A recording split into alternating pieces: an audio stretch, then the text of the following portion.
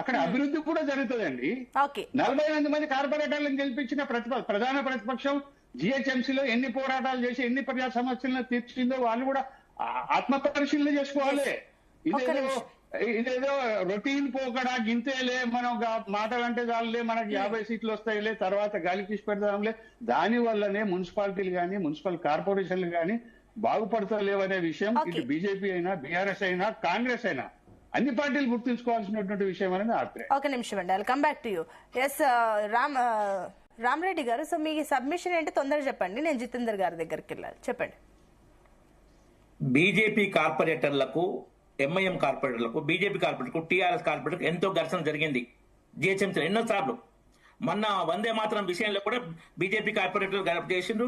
అప్పుడు తలసాని శ్రీనివాస్ యాదవ్ ఏంటంటే ఇక వాళ్ళు లేచి నిలబడకపోయినా లేచి నిలబడ్డారు, వందే మాత్రం చదువుతుంటే కూడా లేచి నిలబడరు. మేయర్ మిత్రం కూడా ఘర్షణ చాలా సార్లు జరిగింది. అదే ఈ పార్టీ ఫిరాయింపుల విషయంలో కేసీఆర్ గాని కాంగ్రెస్ గాని ఎలా చేస్తున్నారు, మా ఎమ్మెల్యేలు ఎప్పుడు ఫిరాయించలే. కార్పొరేటర్లు ఏంటంటే కొంచెం కింది స్థాయి కాబట్టి వాళ్ళని అధికారంతో భయపెట్టి తీసుకుని ఎంతమందిని 40 ఏళ్ళలో 10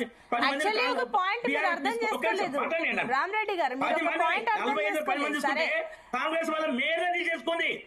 కరెక్టే, పార్టీలు మారారా లేదా అన్న విషయం పక్కన పెడితే ఒక కార్పొరేటర్ ఎన్నికైన తర్వాత మీరే చెప్పండి, శ్రీనివాస్ గారు అన్న పాయింట్ కి నేను కూడా ఏకీభవిస్తాను. ఎందుకంటే నాకు కూడా వార్డుల్లో ఆ కార్పొరేటర్ ఫేస్ నేను ఇంతవరకు నాకు కూడా ఎవరు తెలియదు, నేనున్న ప్లేస్ లో నాకు కూడా అక్కడ ఎవరు ఏంటనేది తెలియదు, ఎందుకంటే వాళ్ళు ఏ పార్టీలు ఉన్నారనేది కూడా తెలియదు.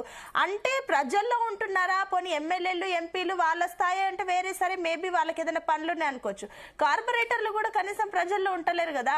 మరి మీరన్న ఈ బీజేపీ కార్పొరేటర్ ఏమైనా ప్రజలకు తెలుసా, అక్కడ ఉన్న వాళ్ళకి తెలుసా, స్థానికులకి? పోనీ ఉన్నారని తెలుసు, కుప్పల నరసింహాడు ఉన్నాడు, మన నరసింహ గుప్తా ఉన్నారు, ప్రేమ్ మహేష్ ఉన్నాడు, పేర్లు అందరు ఇక్కడ బీజేపీ వాళ్ళు యాక్టివ్ కుప్పలు ధర్నా చేసిండ్రు. అక్కడ కూడా మీటింగ్ లో బీజేపీ బ్యాచ్ మొత్తం ధర్నా చేసింది. ఎప్పుడు పోరాటం చేస్తుంది బీజేపీ ఉన్నాయంటే. ఈ మన చెప్పండి రామరెడ్డి అన్న, మీరు పార్టీ తరఫున వచ్చారు కాబట్టి మీరు డిపెండ్ చేసుకోవడం నేను తప్పనా, కానీ మీ అంతరం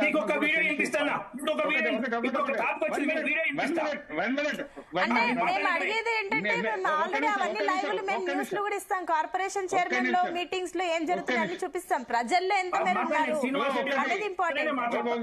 ఒక మాట వినండి, నేను అనేది రామన్న మిమ్మల్ని ఒక్కరినే అంటలేను. ఇప్పుడు మన ప్యానెల్లో ఉన్న కాంగ్రెస్ పార్టీ, బీఆర్ఎస్, మీరు అందరిని అంటున్నా, ఏదో మీరే మీ మీదనే వేసుకోమని చెప్పకండి. ఎందుకు చెప్తున్నా మీ మీద, మీ ఉదాహరణ ఎందుకు చెప్పాల్సి వచ్చిందంటే మీరు భారీ స్థాయిలో సీట్లు గెలిచిరు హైదరాబాద్ లో కాబట్టి ఉదాహరణ చెప్పాల్సి వచ్చింది, అంతేగాని మీరు పైన వేసుకోకండి. అన్ని పార్టీల పరిస్థితి ఒక్క నిమిషం అన్ని పార్టీల పరిస్థితి అట్లనే ఉంది. మీరు బీజేపీ మెరుగ్గా హైదరాబాద్ లో మెరుగ్గా పనిచేస్తుందని ఆశించడం అంతే. ఎందుకంటే different party, it is different party from Congress and BRS. That's why I'm asking you. ఎందుకని అంటున్నా అంటే మీరు ఎప్పుడే కానీ మీరు ఒక ఏదంటే భిన్నమైన పార్టీ, నిజాయితీ గల పార్టీ అని మీరే చెప్పుకుంటారు కదా అన్న. అది చెప్పుకున్నప్పుడు ఏదో డిఫరెన్స్ మీరు చూపించాలి. నెగటివ్ ఇది 1 మినిట్. ఇప్పుడు దీన్ని మీరు పాజిటివ్ గా తీసుకోవాలి కానీ నెగటివ్ క్రిటిసిజం కోసం కాదు నేను చెప్తున్నది. పాజిటివ్ సరే రామరెడ్డి గారు మీరేంటో చెప్పాలనుకుంటే చెప్పండి. ఒక నిమిషం శ్రీనివాస్ గారు, ఒక నిమిషం అండి, మిగిలిన ఇద్దరు వాళ్ళ దగ్గర కూడా వెళ్ళాలి కాబట్టి రామరెడ్డి గారు మీ పాయింట్ కంక్లూడ్ చెప్పండి. నేను అభినందిస్తా ఉన్నా మా భారతీయ జనతా పార్టీ శాసనసభ్యులం. వాళ్ళు విమర్శలు చేసినా, వాళ్ళు లోటుపాట్లను ఎత్తి చూపినా ప్రతిపక్ష స్థానంలో మేము ఉన్నాం, ఇది మా బాధ్యత, హౌస్ లో కూర్చోవాలి, ప్రతి సమస్య మీద ప్రభుత్వం యొక్క పక్షాన్ని, మేము ప్రజల పక్షాన్ని రెట్టింటిని కూడా వినాలి, మా ఆలోచనలు చెప్పాలి, తెలంగాణ పంచాలి అని చెప్పి సంఖ్యలో తక్కువ ఉన్నా రైట్ అండి. రామరెడ్డి గారు, దీనికి సమయం లేదు, బట్ మీ పాయింట్ నాకు అర్థమైంది. మీరు రామన్న ఇక్కడ అది వినండి, అది ఎవరు ఎన్ఎంసీ మీరు ఇది 2 మెన్ షో ఇవ్వండి, టెన్యూర్ లో సీక్వెన్స్ లో ఇస్తే ఎవరి మాటలు ఎందుకంటే బాయ్కాట్ చేసి ప్రజా సమస్యలను, జల వివాదాల విషయంలో డుమ్మా కొట్టడం చేయలే. ఓకే అండి రామరెడ్డి గారు, మీ టర్న్ లో మళ్ళీ మాట్లాడుదురు. ఎస్ జితేందర్ గారు, సో ఇక్కడ ఆన్సర్ ఏంటంటే కూడా ఇందాక శ్రీనివాస్ గారు చెప్పినట్లు కూడా అసలు ఎన్నికలు ఎందుకు జరుగుతున్నాయి అంటే ఏమైనా నిధులు మరి కేంద్రం నుంచి వస్తాయి, డెవలప్మెంట్స్ జరుగుతాయి. మొన్న హడావిడిగా రోడ్లు ఇవన్నీ పడ్డాయి కూడా మన నిధుల కోసం, పంచాయతీ ఎలక్షన్స్ కూడా అందుకే పెట్టారనేది కూడా మీ పైన ఉన్నాయి. కాబట్టి ఒకసారి క్లారిటీస్ ఇవ్వండి. ఒకటండి, కేంద్రం ఏమన్నా రాష్ట్రాలకు బిచ్చమేయట్లేదండి. రాష్ట్రం నుంచి అనేక రూపాలుగా ట్యాక్సుల రూపకంగా ఇక్కడ నుంచి వెళ్తే ఈ రోజు కూడా ఎంత దౌర్భాగ్యం కేంద్రం గురించి రామరెడ్డి గారు చెప్తున్నారు. నేను ఒక ఓపికగా ఏంటే నేను చెప్తా బ్రదర్, మీకు ఒక్కరు కూడా నేను డిస్టర్బ్ చేయలేదు, వినాలి మీరు. ఒకటి, ఇక్కడ నుంచి 100 రూపాయలు కేంద్రానికి వెళ్తే 30 రూపాయలు కూడా రావట్లేదండి. ఎంత దౌర్భాగ్యమైనటువంటి పరిస్థితి ఈ రోజు కేంద్రము. అదే విధంగా రాష్ట్రాలు, వాళ్ళ బీజేపీ పాలిత రాష్ట్రాలు గాని మిగతా రాష్ట్రాలల్లా వాళ్ళు రూపాయి ఇస్తే, వాళ్ళు 100 రూపాయలు ఇస్తే 300 రూపాయల రూపకంగా వాళ్ళకి ఇస్తున్నారండి. ఎంత వివక్షగా చూపిస్తున్నారు చూడండి వీళ్ళకు. ఉన్నే 5-6 రాష్ట్రాలల్లా రాష్ట్రంలో అభివృద్ధి చెందాలంటే మరి డబ్బులు ఉండాలి. ఈ డబ్బుల విషయంలో మరి ఉన్నటువంటి బీజేపీ ప్రభుత్వం వివక్ష చూపిస్తున్నది. అభివృద్ధి చెందాలంటే చెందుతుంది, కానీ రాష్ట్రంలో చూడండి ఈ రోజు ఉపాధి అనేది ఉండాలండి. ఇప్పుడు ఉన్న ఉపాధి ఉన్నటువంటి గ్రామీణ ప్రాంతాలలో మహాత్మా గాంధీ ఉపాధి హామీ పథకాన్ని చూడండి నిర్వీర్యం చేసేసారు. మరి మన దగ్గర ఉన్నటువంటి రాష్ట్రాలు కానీ నిధులు నియామకాలను తెచ్చుకున్నాం. నియామకాల విషయంలో, నిధుల విషయంలో, నియామకాల విషయంలో ఈ రోజు చూడండి, అందులో ప్రతి సంవత్సరానికి 100 రోజులు మన ఉపాధి కల్పించాలన్నట్టుగా ఉద్దేశంతో మా సోనియా గాంధీ గారు ఒకసారి రాష్ట్రం ఆంధ్రప్రదేశ్ లో అనంతపురం విజిట్ చేసినప్పుడు రాష్ట్రంలో అనేక ప్రాంతాలు పరిశీలిస్తే మా అనంతపూర్ లో తాళాలు వేసి బయటికి మైగ్రేట్ అయిపోయింది పబ్లిక్.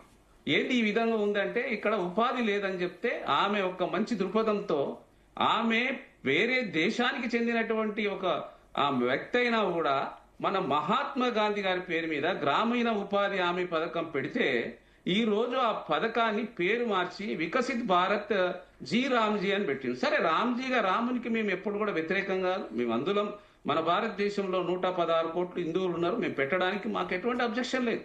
కానీ ఆ పథకాన్ని తూటుపొడుస్తూ ఇప్పుడే ఉద్యోగాలు లేవు, ఉపాధి లేదు. దేశంలో దాదాపుగా 100 కోట్ల యూత్ ఉన్నారు, 18 నుంచి 35 సంవత్సరాల వాళ్ళు ఉన్నారు. మరి మోడీ గారు వీళ్ళందరికీ ఏమి ఇవ్వాలనుకున్నారు? మరి ఆయన ఇచ్చినటువంటి వాగ్దానాన్ని 2 కోట్ల ఉద్యోగాలు ఇస్తున్నారు సంవత్సరానికి. ఇప్పటికీ దాదాపుగా 11 సంవత్సరాలు అయిపోయింది, 22 కోట్ల ఉద్యోగాలు ఇవ్వాలి. అదే విధంగా 15 లక్షల రూపాయలు బ్యాంకులలో వేస్తాడు, అది లేదు. మరి ఇప్పుడు ఉన్నటువంటి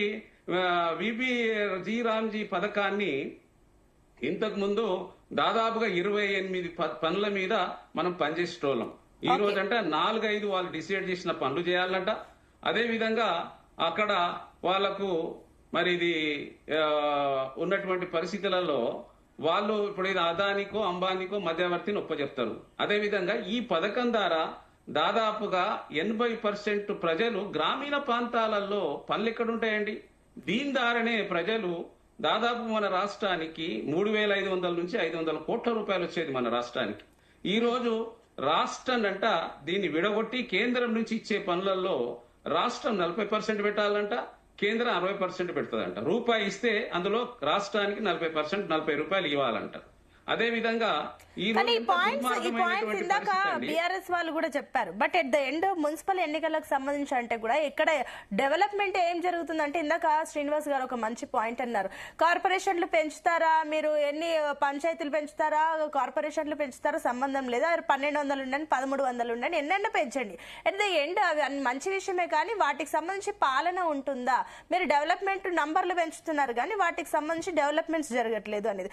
అంతెందుకు మన హైదరాబాద్ లోనే ఇప్పుడు ఏమేమి ఉన్నాయంటే కూడా అన్ని ప్లేసెస్ లో ఫుల్ ప్లేజ్డ్ గా డెవలప్మెంట్ లేదు. మళ్ళీ మీరు కార్పొరేషన్లని మున్సిపాలిటీలని పెంచుకుంటూ వెళ్ళిపోతున్నారు. ఈ లెక్కను చూస్తే మీరు అసలు పాలన ఏ రకంగా చేస్తారు అనేది కూడా వాళ్ళ క్వశ్చన్. దానికి ఒకసారి క్లారిటీ ఇవ్వండి. తప్పకుండా అండి. ఇప్పుడు ఉన్నటువంటి మున్సిపాలిటీలలో దాదాపుగా 138 మున్సిపాలిటీలో 2,000